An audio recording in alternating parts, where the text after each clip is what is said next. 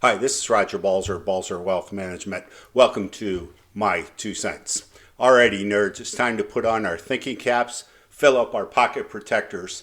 If you turn on the Financial Pornography channel or read a news article, you may hear the term inverted yield curve.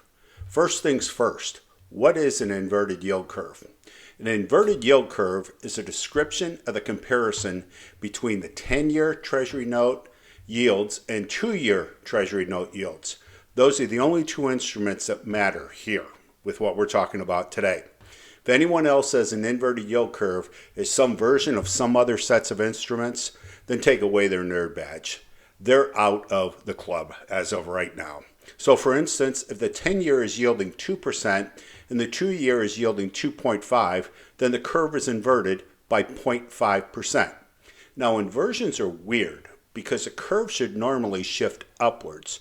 Short maturities should yield lower amounts than longer maturities because investors, they typically hedge the risk that the rate of inflation will be higher than shorter rates in the future, thereby commanding a premium for risk.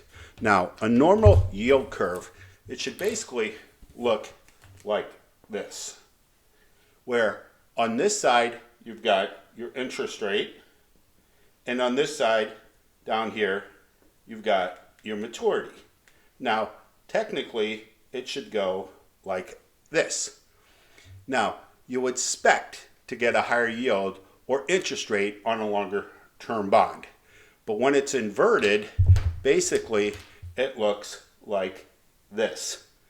Now, this brings me to what really drives interest rates. Well, the 2-year is essentially a Federal Reserve controlled note.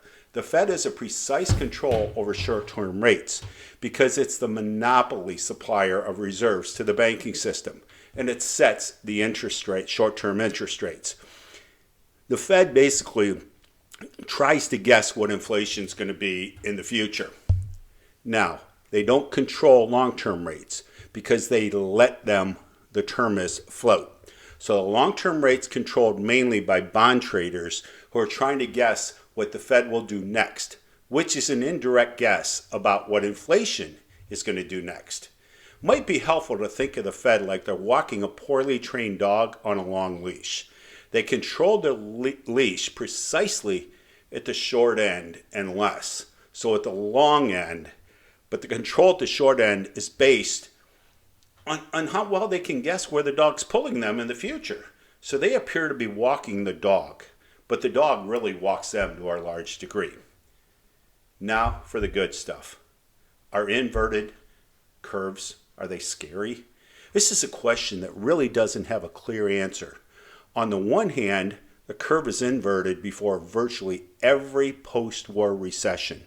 The Fed, they take it very seriously as an indicator of economic health.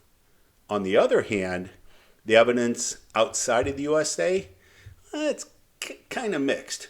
Personally, I think it's better to think of the yield curve for what it is. Basically, it's a relative view of inflation. So when the short end is higher than the long end, the Fed's basically saying they see a higher risk of inflation than what the bond traders are seeing at this time. And since the 2-year yield is somewhat low to begin with the inversion, it's an indicator that inflation is declining and economic growth is softening. We're getting less economic growth. It's just a market price that reflects a softening of economic expectations. Again, just a market price that reflects a softening of economic expectations. Importantly, it's not helpful to view the yield curve like as an on-off switch that many people do, and you'll be hearing that a lot again on the Financial Pornography channel. The economy, it's not screwed just because the yield curve inverts. Again, it's a relative measure, so that it's better to view it as an indication that economic growth is slowing to what it has been. So going back to our previous analogy, you can think of the inverted yield curve as a situation, basically the dog's slowing down and you're moving closer to it. Your rate of pace has continued the same and the dog has slowed down. This might spell the end of your walk or just a slowdown of the pace of your walk. It doesn't mean the dog is going to die and it's going to keel over and it's going to be the end. Now, a recession doesn't even happen for 19 months on average after the yield curve inverts. And the S&P 500, well, it actually peaks a year after the curve inverts. So we might be in the ninth inning, but there are still runs to be scored here. I hope you find this information helpful. I look forward to your feedback as always. Please send me your comments via email to roger@balzerwealth.com or shoot me a text at 440-610-3012. Please know that I read and respond to each and every one of them. That's roger@balzerwealth.com or 440-610-3012. Look forward to hearing your comments and talking to you about it. Thanks for watching, and make it a great day.